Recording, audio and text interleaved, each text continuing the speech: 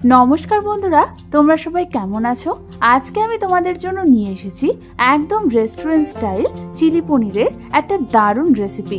এই রেসিপিটা পুরো দেখলে তোমরাও বাড়িতে অসাধারণ স্বাদের চিলি পনির ইজিলি বানিয়ে নিতে পারবে। তাহলে চলো এটা বানাতে আমাদের কি কি লাগছে সেটা দেখে নিই। আর আমি সুস্মিতা তোমাদেরকে আমার চ্যানেল ইয়ামিরস বাংলাতে স্বাগত জানাই।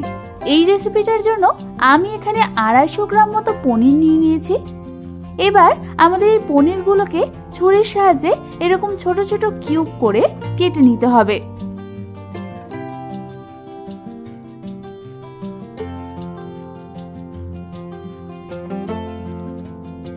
তোমরা দেখো আমাদের সমস্ত পনিরগুলো কিন্তু কাটা হয়ে গেছে।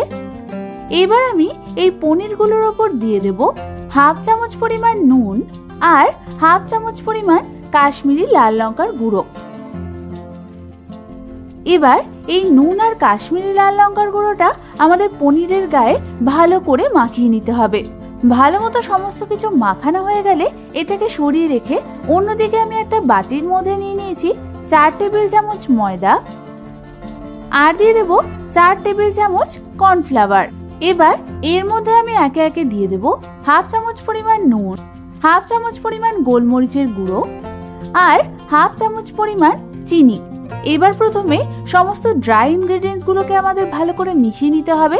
তারপর এর মধ্যে আমি অল্প অল্প করে জল দিয়ে এটার একটা থিক ব্যাটার আমি বানিয়ে নেব। আমাদের কিন্তু ব্যাটারটা একদম তৈরি হয়ে গেছে। তোমরা দেখো আমাদের ব্যাটারের কনসিস্টেন্সিটা কিন্তু ঠিক এরকম হবে। এবার এটাকে সরিয়ে রেখে অন্যদিকে আমি নিয়ে নিয়েছি একটা পেঁয়াজ, হাফ কাপ পরিমাণ কুচনো স্প্রিং অনিয়ন, 2 খানা কুচনো কাঁচা লঙ্কা, 1 টেবিল চামচ রসুন কুচি, 1 খানা কুচনো ক্যাপসিকাম আর 1 চামচ পরিমাণ কুচনো আদা। এবার আমি গ্যাস জ্বালিয়ে একটা কড়াই বসিয়ে দিলাম আর তার মধ্যে ডিপ ফ্রাইং করবার জন্য সাদা তেল গরম বসিয়ে দিলাম। তেলটা ভালো মতো গরম হয়ে এলে আমি একটা করে পনির নিয়ে সেটাকে ব্যাটারে এইভাবে কোট করে আমি তেলের মধ্যে ছেড়ে দেব।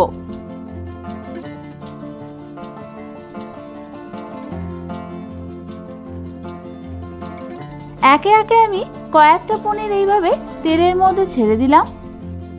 এবার আমাদের এই পনিরটাকে মিডিয়াম ফ্লেমে ভেজে নিতে হবে যতক্ষণ না গোল্ডেন ব্রাউন কালার হচ্ছে। পনিরের এক সাইডটা ভাজা হয়ে গেলে আমি খুন্তির সাহায্যে অন্য দিকটা উল্টে দেব।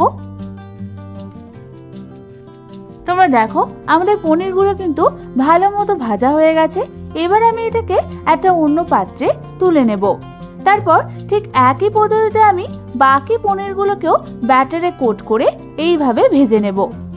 তোমাদের এখানে একটা কথা বলে রাখি, এই পনিরের ব্যাটারের কনসিস্টেন্সিটা কিন্তু খুবই ইম্পর্টেন্ট। কারণ এই ব্যাটারটা যদি খুব বেশি পাতলা হয় তাহলে পনিরটা ভালো মতো কোট হবে না। আমাদের সমস্ত পনিরগুলোই কিন্তু ভাজা হয়ে গেছে। এই সবগুলোকেই আমি একটা অন্য পাত্রে তুলে নেব। এবার অন্যদিকে একটা কড়াইয়ের মধ্যে আমি দিয়ে দেব পনির ভাজা তেলেরই 2 টেবিল চামচ তেল। তারপর তেলটা গরম হলে আমি ওর মধ্যে দিয়ে দেব রসুন কুচি, আদা কুচি আর কুচনো লঙ্কাগুলোকে। এবার আমাদের এটাকে মিডিয়াম ফ্লেমে 2 মিনিটের জন্য হালকা করে ভেজে নিতে হবে। 2 মিনিট পর আমি ওর মধ্যে দিয়ে দেব কেটে রাখা পেঁয়াজ আর ক্যাপসিকাম গুলোকে। পেঁয়াজ আর ক্যাপসিকাম গুলো দেওয়ার পর আমাদের আরো 2 থেকে 3 মিনিট ভালো মতো মিডিয়াম ফ্লেমে নাড়াচাড়া করতে হবে। তারপর আমি ওর মধ্যে একে একে দিয়ে দেব 2 টেবিল চামচ রেড চিলি সস, 1 চামচ ডার্ক সোয়া সস, 2 টেবিল চামচ টমেটো কেচাপ, 1 চামচ হোয়াইট ভিনিগার, হাফ চামচ পরিমাণ গোলমরিচের গুঁড়ো আর দিয়ে দেব 1/4 চামচ আজিনামোটো। এটা অপশনাল, তোমরা নাও দিতে পারো। এবার সমস্ত কিছুকে আমাদের মিডিয়াম ফ্লেমে 2 মিনিটের জন্য ভালো করে নাড়াচাড়া করতে হবে। 2 মিনিট পর আমি একটা বাটির মধ্যে নিয়ে নিয়েছি 2 টেবিল চামচ কর্নফ্লাওয়ার। তারপর ওর মধ্যে আমি দিয়ে দেব 1 কাপ পরিমাণ জল। এবার এই জল আর কর্নফ্লাওয়ারটা আমাদের ভালো করে মিশিয়ে নিতে হবে। ভালো মতো মিশে গেলে এটা আমি ওর মধ্যে দিয়ে দেব। তারপর আমাদের ভালোভাবে মিডিয়াম ফ্লেমে এটাকে নাড়াচাড়া করতে হবে। তোমাদের যদি আরেকটু গ্রেভি লাগে তোমরা তাহলে এর মধ্যে অল্প পরিমাণ গরম জলও অ্যাড করতে পারো। গরম জলটা অ্যাড করার পর সমস্ত কিছু আরো একবার ভালো করে নাড়াচাড়া করতে হবে। তারপর আমি ওর মধ্যে দিয়ে দেব স্বাদ অনুযায়ী নুন আর স্বাদ অনুযায়ী চিনি। নুন আর চিনিটা দিয়েও আরো একবার ভালো করে নাড়াচাড়া করতে হবে। তারপর ওর মধ্যে আমি দিয়ে দেব ভেজে রাখা পনিরগুলো আর কুচিয়ে রাখা স্প্রিং অনিয়নগুলো। এবার আমাদের সমস্ত কিছুকে মিডিয়াম ফ্লেমে ভালো মতো মিশিয়ে নিতে হবে। তোমরা দেখো আমাদের চিলি পনিরের গ্রেভির কনসিস্টেন্সিটা ঠিক এরকম হয়েছে। এবার ভালোভাবে নাড়াচাড়া করে নিলেই তৈরি হয়ে যাবে আমাদের দারুণ স্বাদের একদম রেস্টুরেন্টের মতো চিলি পনির। এবার শুধু গরম গরম সার্ভ করার অপেক্ষায়। কি শিখিয়ে দিলাম তো কি করে রেস্টুরেন্টের মতো চিলি পনির তোমরা সহজেই বাড়িতে বানিয়ে নিতে পারবে।